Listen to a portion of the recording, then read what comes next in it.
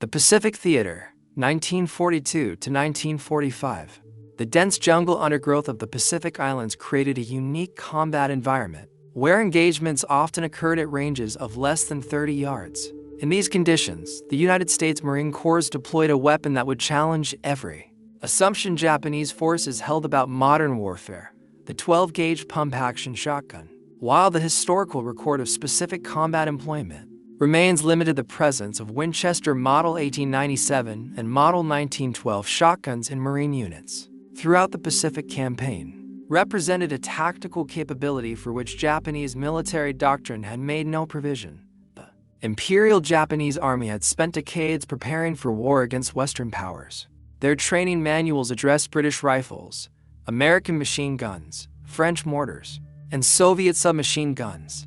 But shotguns, weapons they considered tools for hunting birds rather than implements of war, never appeared in their tactical considerations. This oversight would prove significant as American forces brought approximately 25,000 Model 97s and 60,000 to 80,000 Model 12s into military service during World War II.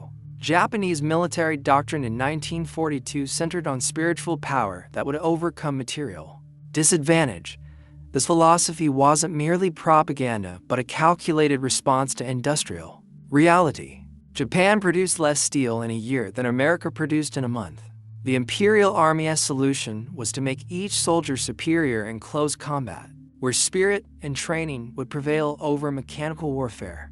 The tactical expression of this doctrine was the night infiltration attack, followed by close-quarters combat with rifle and bayonet. Japanese infantry trained extensively in these tactics, which had proven successful against Chinese forces, British troops in Malaya, and American defenders in the Philippines. The standard engagement sequence was clear: approach under cover of darkness, infiltrate enemy lines, then overwhelm defenders at close range, where Japanese superiority in hand-to-hand combat would prove decisive. American shotguns invalidated this entire tactical framework at the close ranges, where Japanese doctrine anticipated dominance. A Marine with a Winchester Model 97 could fire 6 loads of 0 buckshot in approximately 2 seconds using the weapon's slam-fire capability. Each shell contained 9.33 caliber pellets, creating a spread pattern that made missing nearly impossible in dense jungle vegetation. The Winchester Model 1897, designed by John Browning and refined over 45 years of production, served as the primary Marine shotgun in the early Pacific campaigns. The military version featured a 20-inch barrel, perforated heat shield, and bayonet lug compatible with the M1917 sword bayonet. Most critically, the Model 97 lacked a trigger disconnector, allowing continuous fire by holding the trigger while operating the pump action. The Model 1912, developed by Winchester engineer T.C. Johnson, improved on Browning's design with an internal hammer mechanism that prevented accidental discharge. By 1943, the Model 12 had largely replaced the Model 97 in Marine units, though both weapons continued serving throughout the war. Military procurement records show steady production, though specific combat deployment numbers remain undocumented. The ammunition these weapons fired proved as important as the guns themselves. Standard 000 buckshot loads contain 9 pellets, each weighing 53.8 grains and measuring 8.38 millimeters in diameter. At 10 yards, the pattern spread to approximately 10 inches. At 20 yards, 20 inches. At 30 yards, 30 inches. In jungle combat, where visibility rarely exceeded 30 yards, this spreading pattern compensated for the difficulty of precise aiming in dense vegetation. The Guadalcanal Campaign of August 1942 to February 1943 marked the first major American offensive in the Pacific. Marines of the 1st Division landed with various weapons, including some shotguns, though their exact number and deployment remain unrecorded in official battle reports. The August 21, 1942 Battle of the Tanaru River, actually Alligator Creek, saw Colonel Kyono Ichiki's 917-man detachment virtually annihilated with 789 Japanese killed. While this battle features prominently in Pacific War accounts, primary sources attribute the Japanese losses primarily to Browning M1917 water-cooled machine guns and 37mm anti-tank guns firing canister rounds. with only passing mention of shotgun use.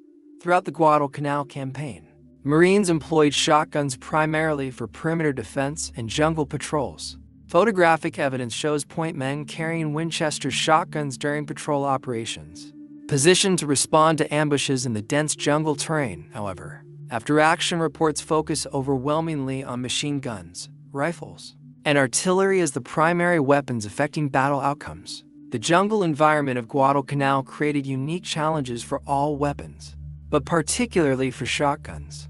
The standard paper-hulled shotgun shells absorbed moisture in the humid conditions, swelling to the point where they wouldn't chamber properly.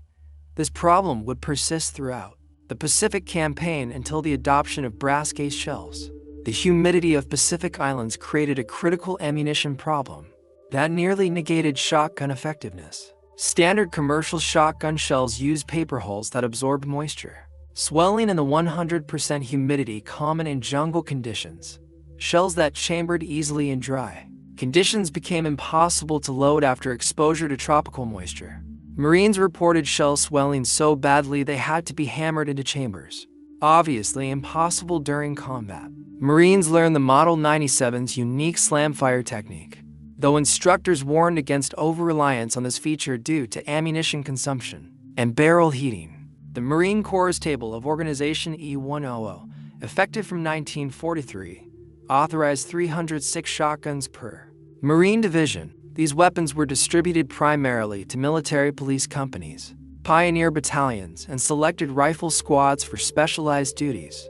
This allocation meant that while shotguns were present in every major Marine operation, they represented less than 2% of a division's small arms. The historical record reveals a striking absence. Japan never filed formal diplomatic protest about American shotgun use, contrasting sharply with Germany's September 1918 complaint that shotguns violated the Hague Convention. German protest in World War I claimed shotguns caused unnecessary suffering and threatened to execute captured Americans carrying them. Japanese military documents captured during and after the war make no specific mention of shotguns, requiring special countermeasures. Training materials focused on countering American firepower, generally machine guns, artillery, and flamethrowers, but never identified shotguns as requiring specific tactical responses. This absence suggests that while individual Japanese soldiers certainly encountered shotgun fire, the weapons never achieved sufficient tactical impact to warrant official attention. Post-war interrogations of Japanese officers similarly lack references to shotguns as particularly problematic weapons. Officers discussed American material superiority, overwhelming firepower, and effective combined arms tactics, but shotguns appear nowhere in these assessments. This silence in the official record stands in marked contrast to extensive Japanese documentation about countering American flamethrowers, which did prompt specific tactical adaptations. The New Guinea campaign from 1942 to 1945 saw both Army and Marine units operating in some of the war's most challenging terrain. The 32nd and 41st Infantry Divisions requested shotguns based on Marine experiences at Guadalcanal, the dense jungle of New Guinea, where visibility often measured in single digits of yards, theoretically presented ideal conditions for shotgun employment. However, the same ammunition problems that plagued Marines at Guadalcanal proved even worse in New Guinea's highlands. The combination of constant rain, river crossings, and extreme humidity rendered paper-hulled shells almost completely unreliable. Units that had requested shotguns often left them in rear areas, relying instead on M1 Garand's, Thompson submachine guns, and Browning automatic rifles. The Army's experience in New Guinea demonstrated that effective weapons on paper didn't always translate to combat effectiveness in practice, while shotguns excelled in training exercises and controlled conditions. The harsh reality of jungle warfare exposed critical limitations that wouldn't be resolved until the brass ammunition arrived in 1945. As the Pacific War progressed, Marine units developed specific tactical doctrines for shotgun employment. The weapons proved most valuable in three specific roles: point security during patrols, perimeter defense against infiltration, and prisoner guard duties. For patrol operations, designated scouts carried shotguns as lead elements, prepared to respond to ambushes with immediate devastating firepower. The spreading pattern of buckshot could suppress multiple enemy positions simultaneously, allowing the patrol to deploy while the deployment maintained fire superiority. This tactic required extensive training and trust between team members, as the shotgunner operated well forward of mutual support. Night perimeter defense represented another specialized application. Marines positioned shotgunners at likely infiltration points, where the weapon's spread pattern compensated for poor visibility. The distinctive sound of a pump-action shotgun being cycled served as both warning and psychological deterrent to infiltrators. However, limited ammunition capacity meant shotgunners required immediate rifle support once engaged. The October 1944 return to the Philippines saw the 6th Army request substantial shotgun allocations for urban combat in Manila.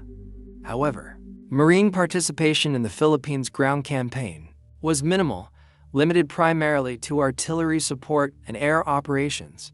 The Army's 37th Infantry Division, which bore the brunt of Manila fighting, employed shotguns in house-to-house combat, though after-action reports emphasized flamethrowers and demolition charges as the primary weapons. For reducing Japanese strongpoints, the urban combat in Manila demonstrated both shotgun_RS system, shotgun capabilities and limitations. In room-clearing operations, shotguns provided devastating close-range firepower. However, Japanese defenders quickly learned to barricade themselves in positions that prevented close approach, negating the shotgun advantage. The weapons proved most effective in surprise encounters rather than deliberate assault operations. The February 1945 invasion of Iwo Jima theoretically saw 3 Marine divisions fielding 918 authorized shotguns. However, the island's volcanic ash, tunnel systems, and fortified positions created combat conditions where shotguns played minimal roles. The famous flag raising on Mount Suribachi occurred after flamethrower and demolition teams cleared Japanese positions, not shotgun assaults. Marine units at Iwo Jima primarily employed flamethrowers for cave clearing, with specialized flame tanks providing support.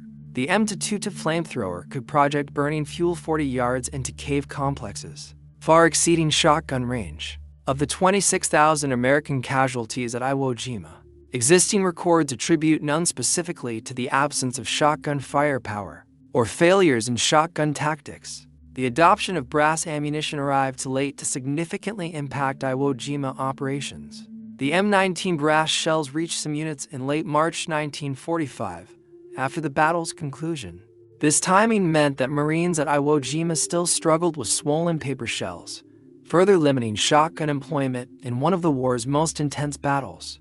The April-June 1945 Battle of Okinawa saw the full implementation of lessons learned throughout the Pacific Campaign. The 1st and 6th Marine Divisions theoretically fielded 612 authorized shotguns, now supplied with reliable brass ammunition.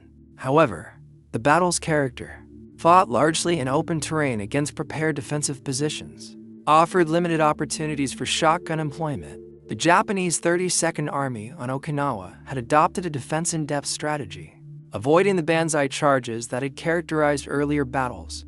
Japanese forces occupied fortified positions in the Shuri Line, fighting from bunkers and cave systems that kept American infantry at extended ranges. In these conditions, Marine units relied primarily on coordinated tank infantry tactics, with flamethrower tanks providing close support. Where shotguns did see use at Okinawa was in the final stages of position reduction, when Marine squads cleared surviving Japanese from captured fortifications. The weapons also served military police units managing the massive civilian population movement. However, these applications, while important, represented a small fraction of the overall combat effort. Despite extensive documentation of World War II combat, specific accounts of shotgun employment remain surprisingly rare. The Library of Congress Veterans History Project contains thousands of Pacific War interviews, yet mentions of shotgun combat are scarce. The National Museum of the Pacific War holds over 4,000 oral histories, but detailed shotgun combat accounts are nearly absent. Eugene Sledge's memoir, With the Old Breed, considered one of the finest Pacific War narratives, never mentions shotguns despite his service in a rifle company at Peleliu and Okinawa. Robert Leckey's Helmet for My Pillow similarly omits shotgun discussion. Despite his service with the 1st Marine Division at Guadalcanal, these omissions from detailed Memoirs suggest shotguns played peripheral rather than central roles in Marine combat experience. The few available references describe shotguns as valuable for specific situations, but not as primary combat weapons. Veterans recall appreciating shotguns for night security and jungle ambushes, but emphasize rifles, machine guns, and mortars as the weapons that determine battle outcomes. This perspective aligns with official records showing shotguns comprising less than 2% of division armament. American industry produced substantial numbers of military shotguns during World War II. Winchester manufactured approximately 25,000 Model 97s and 60,000 to 80,000 Model 12s for military contracts. Remington, Stevens, and Ithaca contributed additional thousands. This production capacity demonstrated American industrial might, but doesn't necessarily translate to combat employment. Many shotguns served in training, facilities, guard units, and rear area security rather than frontline combat. The military police required shotguns for prisoner management and convoy security. Navy vessels carried shotguns for boarding operations and security duties. Air bases employed shotguns for perimeter defense. These necessary but non-combat roles absorbed much of the production.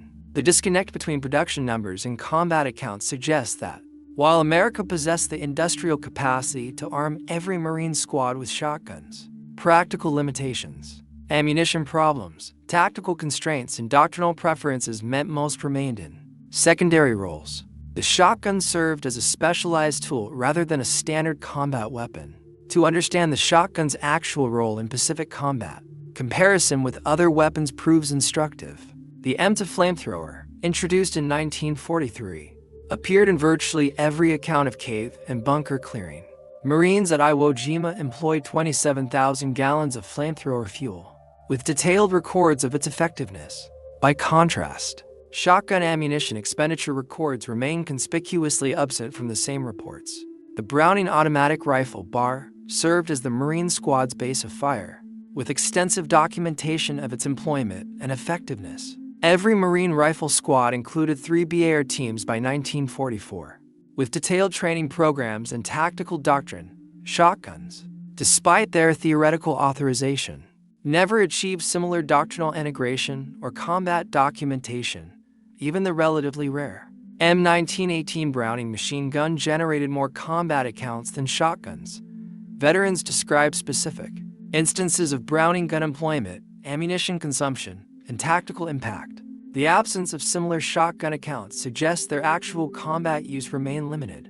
Despite official authorization and production numbers, the disconnect between shotgun mythology and historical reality reflects broader patterns in World War II historiography. Popular culture, influenced by films and sensationalized accounts, has elevated certain weapons beyond their actual significance. The shotgun, with its dramatic visual impact and devastating close-range effect, naturally attracted such mythologizing. Post-war films depicted Marines clearing Japanese positions with shotguns, creating lasting public impressions unsupported by primary sources. Video games and popular histories perpetuated these images, establishing shotguns as iconic Pacific War weapons. Despite limited documentation of their actual employment, this myth-making process obscures the more mundane reality of their primarily auxiliary roles. The mythology serves narrative purposes, providing dramatic close combat encounters and technological contrast between American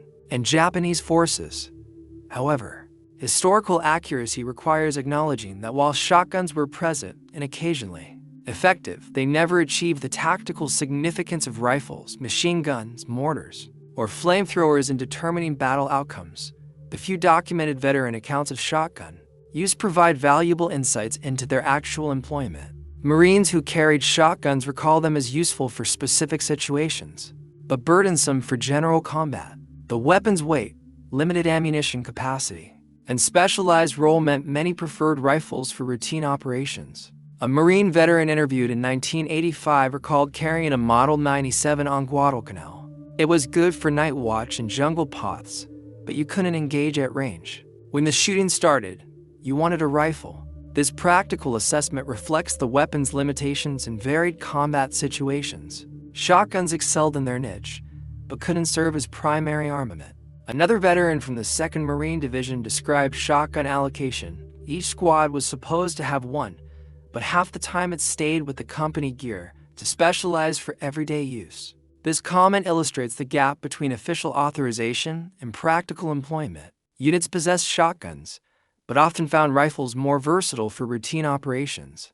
The March 1945 adoption of brass-cased M19 ammunition theoretically solved the moisture problem that had plagued shotguns throughout the Pacific War. However, this development came too late to significantly impact combat operations. By March 1945, Iwo Jima was secured, and the Okinawa invasion was weeks away. The Philippines campaign had largely concluded, and remaining Pacific battles would be fought with established tactics. The brass ammunition did prove valuable for occupation duties and the planned invasion of Japan. Military planners preparing for Operation Downfall requested substantial shotgun allocations for urban combat in Japanese cities. The atomic bomb's use eliminated this requirement, leaving the brass ammunition's combat effectiveness largely untested. Post-war analysis suggested the brass ammunition would have dramatically improved shotgun effectiveness had it been available earlier. However, such speculation cannot alter the historical record. For most of the Pacific War, shotguns suffered from critical ammunition reliability problems that severely limited their combat utility. The absence of specific Japanese countermeasures to shotguns provides important historical context. Japanese forces developed detailed responses to American weapons that significantly impacted combat: overhead cover against mortars, spider holes against tanks, reverse slope defenses against naval gunfire. The lack of similar shotgun countermeasures suggests they never achieved comparable tactical impact.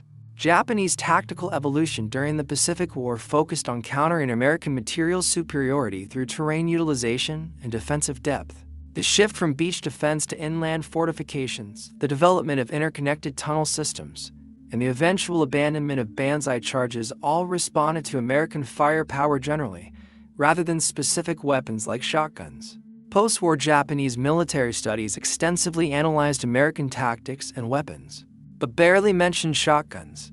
These studies detail American artillery coordination, naval gunfire support, and tank infantry cooperation.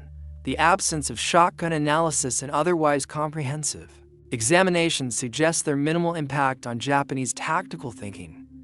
One of the most telling aspects of the shotgun story is the complete absence of statistical documentation.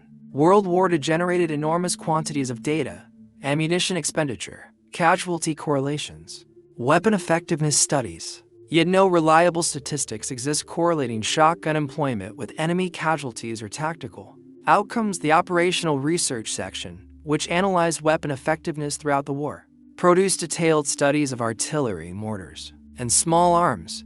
These reports quantified hit probabilities, casualty rates, and ammunition efficiency. No comparable shotgun studies exist in the archives, suggesting insufficient combat employment to generate meaningful statistics. Even informal estimates remain absent from the record. Veterans readily estimate rifle rounds fired, grenades thrown, or mortar shells expended. Similar shotgun statistics don't appear in memoirs or interviews. This statistical void indicates shotguns remain peripheral to main combat operations. Despite their theoretical presence in Marine units, the extensive shotgun training provided at Marine camps created expectations that combat experience didn't fulfill. Marines learned slamfire techniques, practiced jungle shooting scenarios, and qualified with buckshot and slugs. This training suggested shotguns would play major combat roles. However, combat reality differed significantly from training scenarios. The controlled conditions of Camp Pendleton didn't replicate Guadalcanal's humidity or Iwo Jima's volcanic ash. Training targets didn't shoot back or force engagements at extended ranges. The close-range encounters that dominated training proved less common than anticipated in actual combat. This disconnect between training emphasis and combat employment parallels other World War II experiences. Bayonet training consumed extensive time. Despite minimal bayonet combat, chemical warfare preparation proved unnecessary when gas attacks never materialized. Shotgun training similarly prepared Marines for combat scenarios that rarely developed as expected. The logistical challenges of shotgun ammunition supply further limited combat employment. Each 12-gauge shell weighed approximately twice as much as a rifle cartridge, while taking up 3 times the space. A Marine could carry 80 rounds of rifle ammunition in the space and weight of 36. Shotgun shells. Supply ships prioritized rifle ammunition, machine gun belts, and mortar shells over specialized shotgun loads. The limited cargo capacity of landing craft meant every ammunition case required justification. Shotgun shells, serving specialized roles, received lower priority than general-purpose ammunition. These logistical realities meant that even when shotguns were present, ammunition supplies remained limited. Veterans recall receiving 1 or 2 boxes of shells that had to last entire operations. This scarcity discouraged liberal use, further reducing shotguns' combat impact below their theoretical potential. Military planners anticipated shotguns would excel in urban combat, prompting requests for increased allocation before the Manila and Naha City battles. The confined spaces, short engagement ranges, and room-clearing requirements seemed ideal for shotgun employment. However, actual urban combat revealed unexpected limitations. Japanese defenders in Manila and Naha created kill zones that prevented close approach. Barricaded positions, interconnected fields of fire, and booby traps kept American forces at ranges exceeding effective shotgun distance. The devastating firepower that made shotguns theoretically ideal for urban combat proved irrelevant when Marines couldn't close to effective range. Where urban combat did occur at close quarters, veterans report using grenades, Thompson submachine guns, and flamethrowers rather than shotguns. These weapons offered comparable close range effectiveness with greater versatility. The Thompson's 30-round magazine capacity far exceeded the shotgun's 6 rounds, proving crucial in sustained engagements. While shotguns left minimal documented impact on Japanese military thinking, they achieved disproportionate cultural significance in American military mythology. The image of a Marine with a trench gun clearing Japanese positions became iconic. Despite limited historical foundation, this cultural impact exceeds the weapon's actual combat contribution. The shotgun represented American pragmatism, using hunting weapons for military purposes, regardless of European military conventions. This narrative appealed to American self-perception as practical innovators unconstrained by traditional military thinking. The mythology served propaganda purposes. Even if combat reality proved more complex, Japanese military culture focused on rifles, machine guns, and artillery as proper military weapons, never incorporated shotguns into their warfare conceptualization. This cultural blind spot supposedly left them unprepared, though the historical record suggests their lack of preparation stemmed from shotguns' limited actual employment rather than cultural oversight. The shotgun story illustrates the complex relationship between technology and military doctrine. The weapons themselves functioned as designed, devastating at close range with spreading patterns ideal for jungle combat. However, their successful employment required specific tactical conditions that rarely materialized in actual combat. Marine doctrine evolved throughout the Pacific War, but shotguns never achieved full integration into tactical systems. They remained supplementary weapons for specific situations rather than integral components of squad firepower. This doctrinal marginalization reflected practical combat experience rather than technological limitations. The contrast with successful weapon integration proves instructive. The bar became central to Marine squad tactics with detailed doctrine for its employment. The flamethrower revolutionized bunker clearing, generating extensive tactical development. Shotguns, despite their theoretical potential, never prompted similar doctrinal evolution. Military administrative records provide another perspective on shotgun employment. Requisitions, repair reports, and replacement requests document weapon usage patterns. Rifle and machine gun parts appear constantly in supply records, indicating heavy use. Shotgun parts requests remain notably rare, suggesting limited wear from combat employment. Armor reports from Marine divisions show similar patterns. Rifles and machine guns required constant maintenance from combat use. Shotguns primarily needed cleaning from storage corrosion rather than firing wear. These maintenance patterns indicate that most shotguns spent more time in arms rooms than in combat. Ammunition requisitions tell the same story. Divisions requested millions of rifle rounds and hundreds of thousands of machine gun rounds for operations. shotgun shell requests remain modest, often for training rather than combat consumption. These administrative records corroborate the limited combat employment suggested by veteran accounts. Other nations' experiences provide context for evaluating American shotgun employment. British and Australian forces in the Pacific possess facsimile of script, possess minimal shotguns, relying instead on rifles and submachine guns for jungle warfare. Their combat effectiveness without shotguns suggests the weapons weren't essential for Pacific combat success. Soviet forces, fighting in varied terrain from urban Stalingrad to rural Kursk, never adopted combat shotguns despite massive small arms production. Chinese forces engaged in close-quarters combat throughout their war with Japan similarly didn't employ shotguns despite desperate need for effective weapons. This international perspective suggests shotguns represented one tactical option among many rather than an essential combat capability. Nations achieved similar combat outcomes through different weapon combinations, indicating shotguns' tactical impact remained marginal despite American production capacity. Post-war military analysis evaluated World War II weapons for future conflicts. The Army's Infantry Board conducted extensive studies determining which weapons merited continued development. Rifles, machine guns, mortars, and recoilless rifles received priority.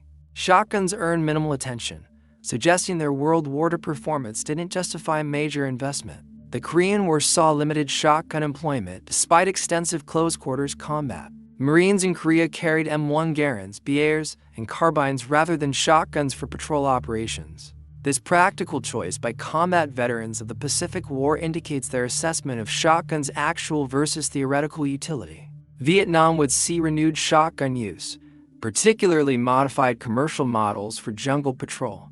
However, even in Vietnam's close-range combat, shotguns remain specialized weapons for point men and tunnel rats, rather than standard armament. This pattern continues today, with shotguns serving specific military roles rather than general combat. The historical record supports several conclusions about Japanese encounters with American shotguns in World War II.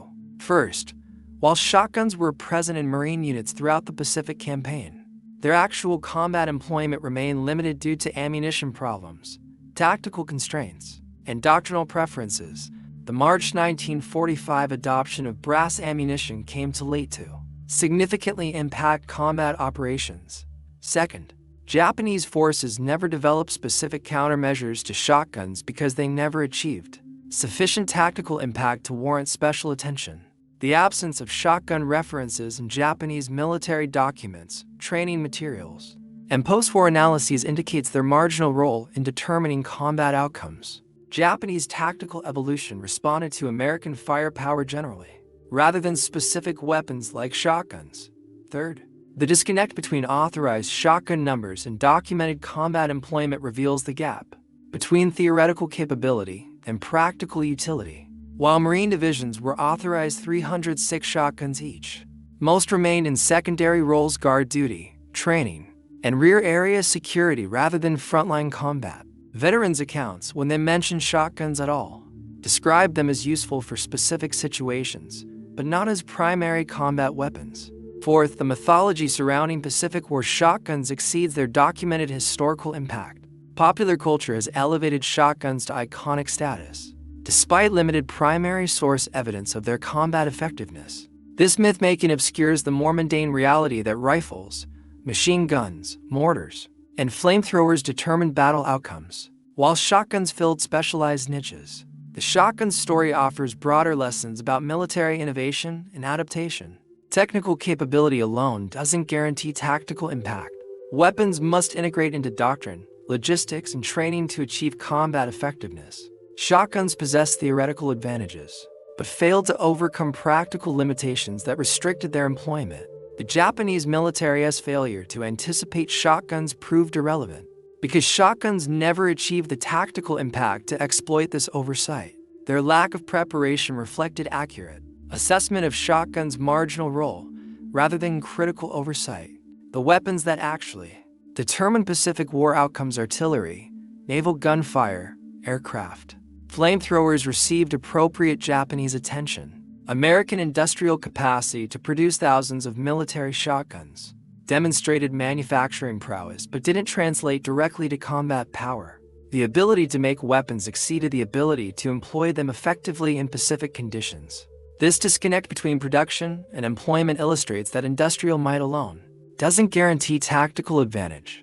The story of Japanese infantry encountering American shotguns in World War II ultimately reveals more about military mythology than combat reality. While shotguns were present and occasionally effective in specific situations, they never achieved the devastating tactical impact that popular accounts suggest. Japanese forces were indeed unprepared for shotguns, but this unpreparedness proved largely irrelevant because shotguns played marginal roles in determining battle outcomes. The verified historical record, production numbers, training manuals, and organizational tables confirm shotguns' presence in Marine units. However, the absence of detailed combat accounts, statistical documentation, and Japanese countermeasures indicates limited actual employment. Veterans who carried shotguns recall them as specialized tools useful in specific situations, rather than primary combat weapons that changed battle outcomes. The March 1945 adoption of brass ammunition solved the critical moisture problem, but came too late to impact major Pacific battles. By the time reliable ammunition became available, the war was essentially decided through island-hopping campaigns that relied on combined arms tactics, overwhelming firepower, and naval supremacy, rather than close-quarters shotgun encounters. The Japanese military's lack of specific response to shotguns reflected accurate tactical assessment, rather than critical oversight. They correctly focused on countering the American weapons that actually determined battle outcomes: artillery, naval gunfire, aircraft, and flamethrowers. Shotguns, despite their theoretical close-range superiority, never achieved sufficient tactical impact to warrant dedicated countermeasures. Modern military forces continue to employ shotguns for specialized roles, breaching doors, less lethal ammunition, and specific close-quarters situations. This limited contemporary use parallels their actual World War II employment more accurately than popular mythology suggests. The weapons serve important but narrow purposes, rather than functioning as primary combat arms. The transformation of limited historical reality into extensive popular mythology illustrates how our stories evolve beyond their factual foundations. The dramatic image of Marines with shotguns clearing Japanese positions appeals to narrative needs that historical accuracy doesn't satisfy. The mythology serves cultural purposes, demonstrating American pragmatism, technological adaptability, and combat innovation, even if the historical record proves more mundane. Understanding the actual role of shotguns in Pacific War combat requires separating verified history from accumulated mythology. The weapons were present, authorized, and occasionally effective, but never achieved the tactical significance that would justify their prominent place in popular Pacific War narratives. Japanese infantry may never have expected 12-gauge American shotguns in the assault, but this surprise proved largely irrelevant to battle outcomes, determined by superior American firepower, logistics, and combined arms tactics. The verified history tells a less dramatic, but more accurate story. Shotguns served as specialized weapons for particular situations, handicapped by ammunition problems until too late in the war, employed primarily in secondary roles, and never achieving sufficient tactical impact to significantly influence Pacific War outcomes. This reality may lack the dramatic appeal of mythology, but it represents the historical truth that emerges from careful examination of primary sources, veteran accounts, and military records. In the end, the story of Japanese forces encountering American shotguns reveals as much about military myth-making as about actual combat.